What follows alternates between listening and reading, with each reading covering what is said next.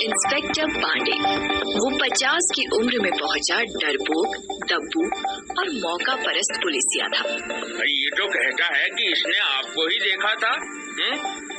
इसके कहने से क्या होता है? मैं उस वक्त अपनी सहेलियों के साथ थी, ग्रुप स्टडी के लिए। अरे यही थी, देखिए चिट्ठी लिख के बुलाई थी हमको।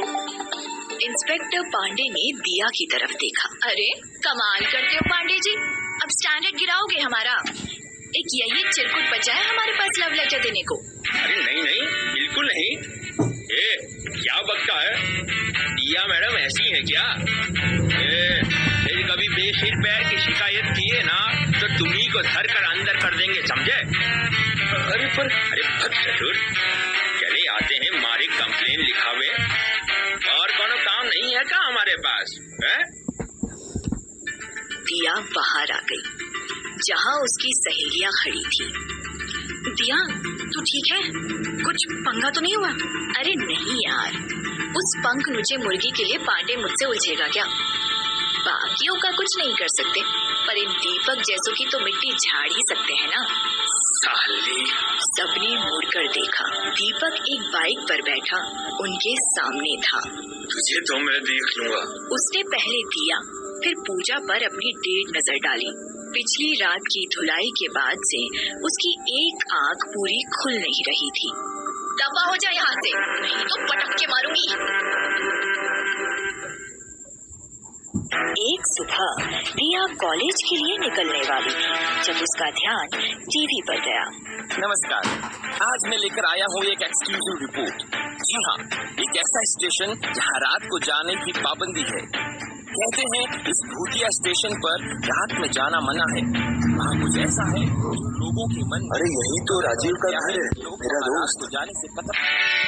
दिया जानबूझकर अपनी मम्मी को चिढ़ाने के लिए पापा से बोली, वाओ पापा, फिर तो चलते हैं राजीव अंकल के घर, मजा आएगा, है ना? मुझे ये स्टेशन देखना। चल हट, भूत है वहाँ। देख टीवी में क्या बता रहे, नहीं जाना बस।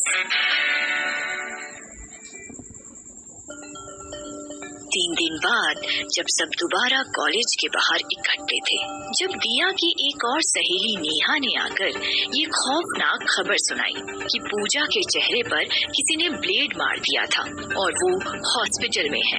दीपक जैसे छिचोरे की इतनी हिम्मत, जरूर उन लोगों की हरकत होगी जो आते जाते छेड़खानी करते हैं।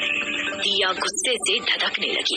आज तो पांडे को जवाब देना ही होगा, वरना देखती हूँ मैं भी मीडिया के पास जाऊंगी। अब बस, साला बूंदी का लड्डू इंस्पेक्टर है कि मजाक? दिया धड़धड़ाते हुए इंस्पेक्टर के ऑफिस में घुस गई। वो गुस्से से खौल रही थी। मैं पूछ सकती हूँ कि?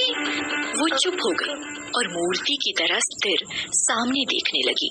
आज सीट पर फटे तरबूज की तरह पांडे जी नहीं बैठे थे, कोई दूसरा इंस्पेक्टर था। ऊंचा, पूरा, गोरा चड्डा।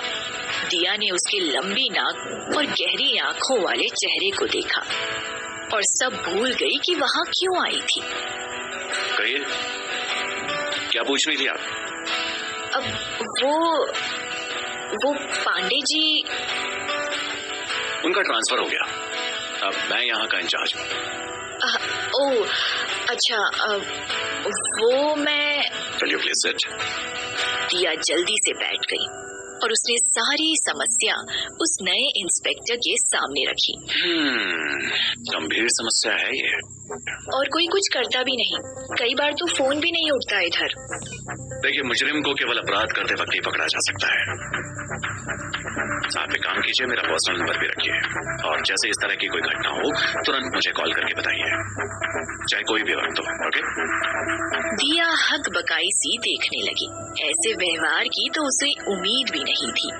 उसने अपने मोबाइल पर नए इंस्पेक्टर साहब का नंबर ले लिया। फिर स्वतः ही उसकी नजर उसकी वर्दी पर लगी नेम प्लेट पर गई। Thank you sir.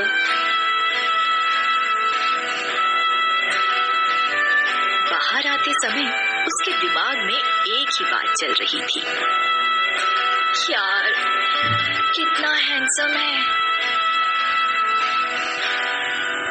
कहानी जारी रहेगी।